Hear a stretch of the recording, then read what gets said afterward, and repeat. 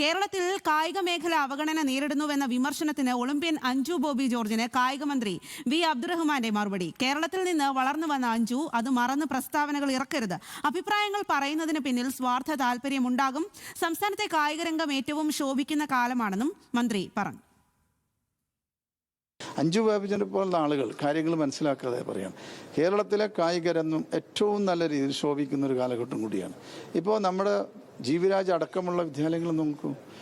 വരാൻ പോകുന്ന ഒളിമ്പിക്സിന് 6 താരങ്ങൾ ജീവിരാജിൽ നിന്ന് ഉണ്ടാവുമെന്നുള്ള ഉറപ്പുള്ളൊരു മന്ത്രി കൂടിയാണ് ഞാൻ. 2 സിന്തറ്റിക് ട്രാക്കായിരുന്നു കേരളത്തിലുണ്ടായിരുന്നത്. ഇന്ന് 30 എണ്ണമുണ്ട്. ചെറുതും വലുതുമായിട്ടുള്ള 269 സ്റ്റേഡിയങ്ങൾ നമ്മൾ പണിതിട്ടുണ്ട്.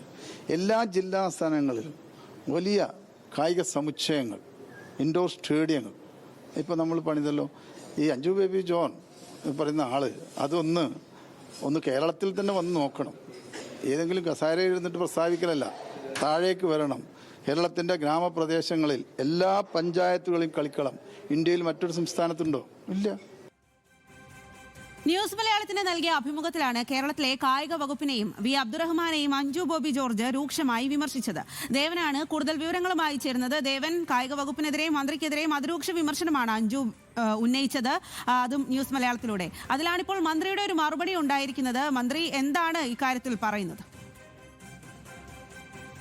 സ്വാതി, ന്യൂസ് മലയാളത്തിന് നൽകിയ അഭിമുഖത്തിലാണ് കായിക വകുപ്പിനെതിരെ അഞ്ജു ബോബി ജോർജ്, മുൻ ഒളിമ്പ്യൻ കൂടിയായിട്ടുള്ള അഞ്ജു ബോബി ജോർജ് രൂക്ഷമായിട്ടുള്ള വിമർശനങ്ങൾ ഉന്നയിച്ചിരുന്നത്. കേരളത്തിൽ സ്പോർട്സിന് വലിയ രീതിയിൽ അവഗണന നേരിടുന്നതായിട്ടായിരുന്നു അഞ്ജു ബോബി ജോർജ് പറഞ്ഞിട്ടുള്ളത്. മാത്രമല്ല, സ്പോർട്സ് കൗൺസിലിന്റെയും കായിക വകുപ്പിന്റെയും പ്രവർത്തനങ്ങൾ ശരിയായ രീതിയിലല്ലായിരുന്നുള്ള കാര്യങ്ങളും അഞ്ജു ബോബി ജോർജ് സൂചിപ്പിച്ചിട്ടുണ്ട്. ഇതിന്റെ അടിസ്ഥാനത്തിൽ ഈ പ്രമുഖമായിട്ടുള്ള ചാമ്പ്യൻഷിപ്പുകളൊന്നും കേരളത്തിലേക്ക് വരുന്നില്ല എന്നും അതിന്റെ ഗുണങ്ങൾ കേരളത്തിന്റെ കായിക താരങ്ങൾക്ക് ലഭിക്കുന്നില്ല എന്നുള്ള വിമർശനമായിരുന്നു അഞ്ജു ബോബി ജോർജ് ഉന്നയിച്ചിട്ടുണ്ടായിരുന്നു.